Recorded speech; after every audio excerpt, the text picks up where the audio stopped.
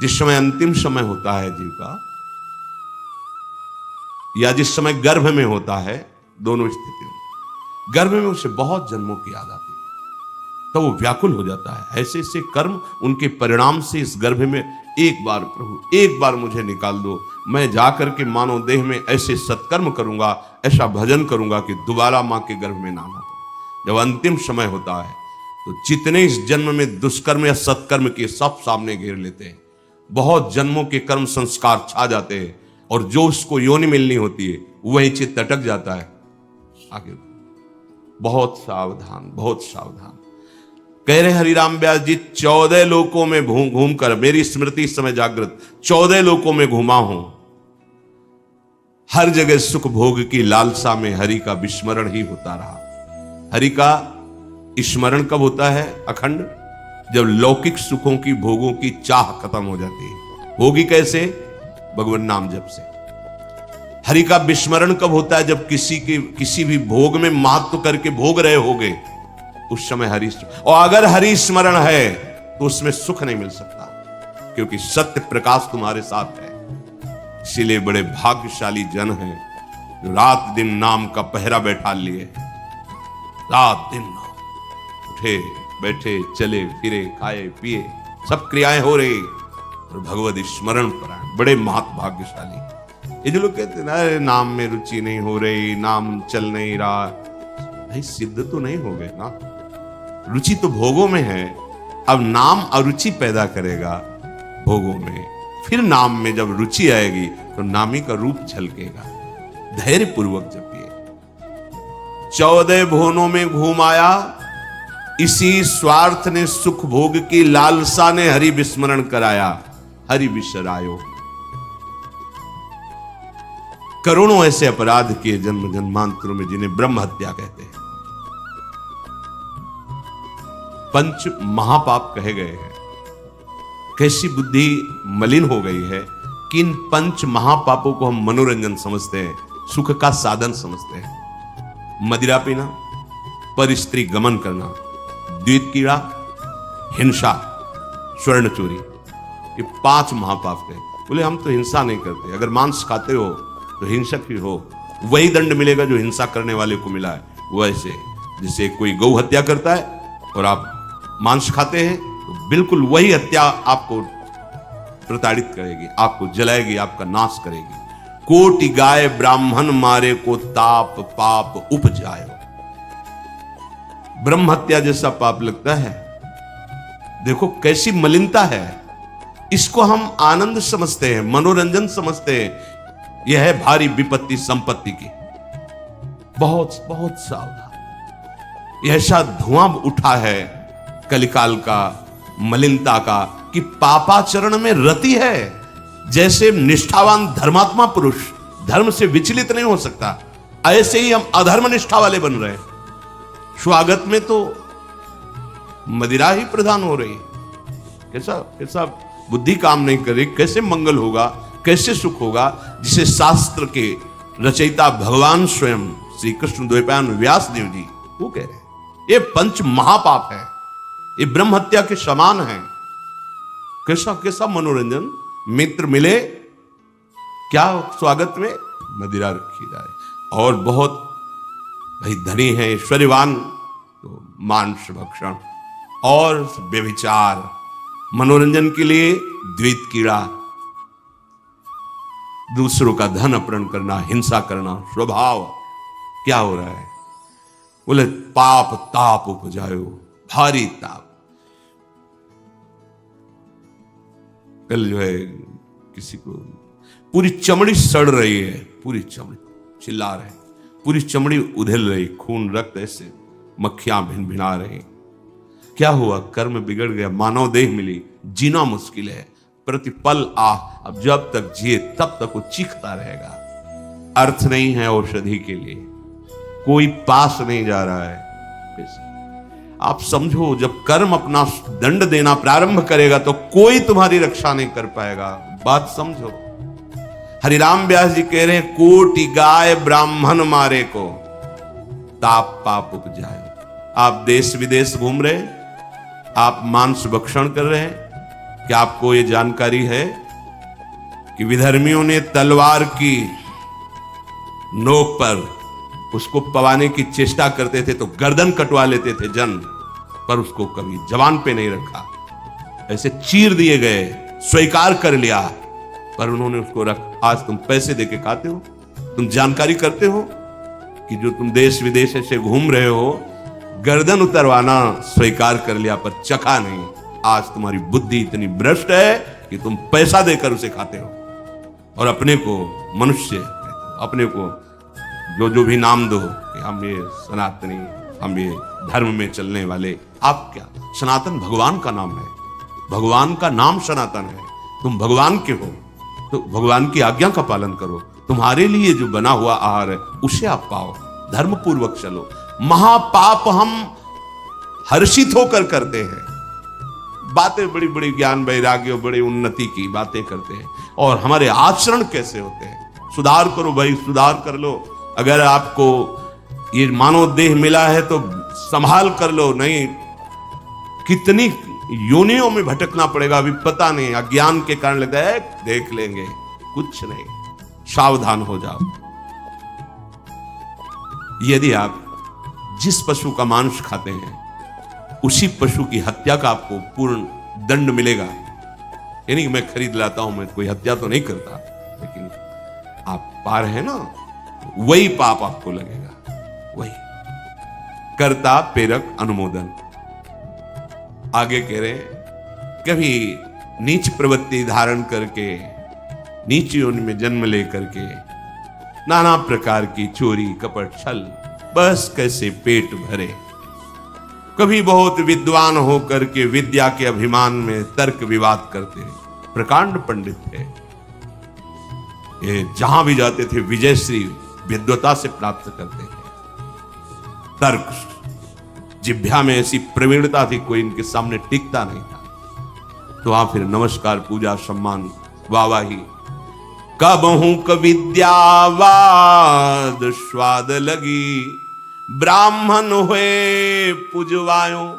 जब कोई प्रणाम करता है, नमस्कार करता है, प्रशंसा करता है, अच्छा लगता है। वो अच्छा लगना देह भाव को पुष्ट करके भगवत विस्मृति के गर्त में गिरा देगा। कभी तो इतनी गरीबी देखी है, कभी किसी योनि में ये देखा कि राजा बन गया, छत्र चवर बड़ा वैभव, लेकिन उधर गरीबी में भूख से व्याकुल होकर भगवत स्मृति रहित जीवन गया। कभी इतना वैभव कि उसके अभिमान में प्रभु को भूलकर भटकता रहा। ये ऐसी माया है कि जो जहां है उसी में आसक्त है। महाभारत में प्रसंग आता है, भगवान व्यास देव जी जा रहे थे तो एक नाली का कीड़ा निकलकर बड़ी तीव्र गति से मार्ग को लांघ रहा था। वह भाई इतनी रफ्तार से आप जा रहे हो, क्यों, क्या पीड़ा है तुम्हें? बोले उस साइड की नाली में मुझे जाना है और भयभीत हूं। क्यों भयभीत? तुम्हें गाड़ी की आवाज नहीं सुनाई दे रही? बैलगाड़ी आ रही, वो हमारे ऊपर चढ़ेगी तो मैं मर जाऊंगा। भगवान व्यासदेव जी सर्वभाषाओं का ज्ञान रखने वाले, उन्होंने कहा तुम्हें इस कीड़े शरीर से इतना प्यार है? अरे ये शरीर नष्ट होगा तो दूसरा शरीर मिल जाएगा। बोले आपको जो व्यास शरीर प्रिय है ना, ये उतना ही हमें ये कीड़े का शरीर प्रिय है। भगवान व्यासदेव जी ने कहा बड़ी भगवान की विचित्र माया है, अब हम तुम्हारा परम कल्याण करेंगे। तुम एक बार मेरे कहने से रुक जाओ, अभी शरीर छूटेगा और तुम सुख को प्राप्त होगे, तुम्हें दुख नहीं मिलेगा शरीर छूटने के समय। स्तब्ध किया उसको, वो गाड़ी आई कुचल के। उसका फिर चतुर्वर्ण में जन्म हुआ मनुष्यों में। वो जब नवयुवक हुआ तो अपने इन्हीं सब कार्यों में जो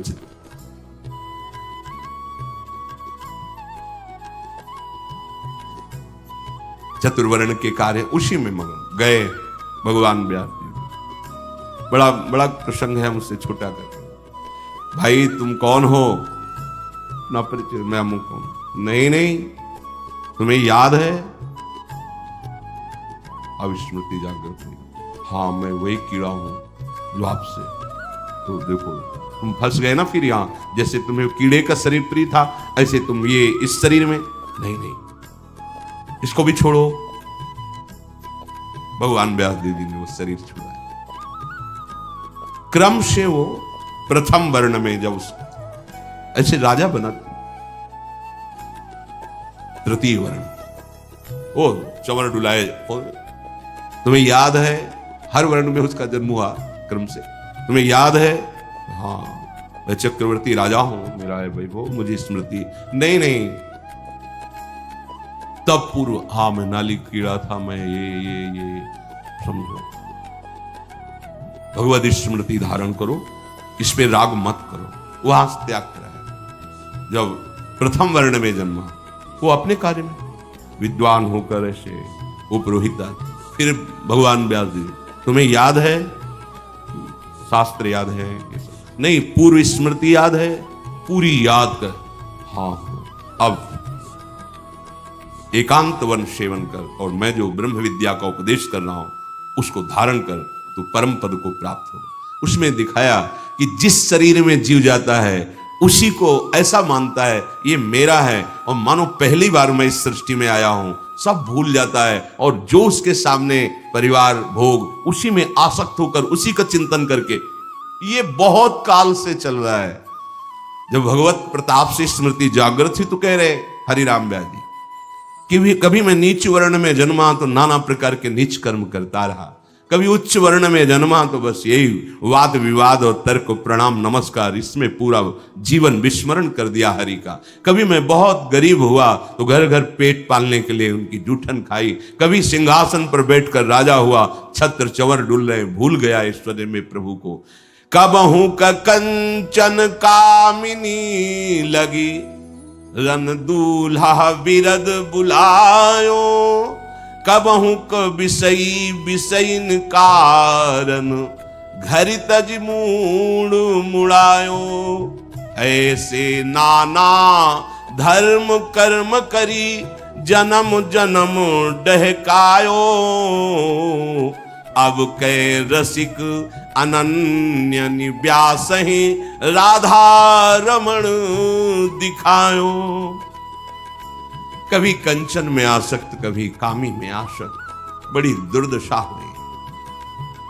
हर जगह विनाश को प्राप्त होता रहा। कभी विषयों का संग करके विषय भोग को ही सुख समझा, कभी बहुत अपमानित हुआ, बहुत दुखित हुआ, तो एक मार्ग दिखाई दिया कि ये सारी सुख सुविधाएं संत बनने में हैं। नारी मुई घर संपत्ति नासी, और मूड मुड़ाए भय सन्यासी।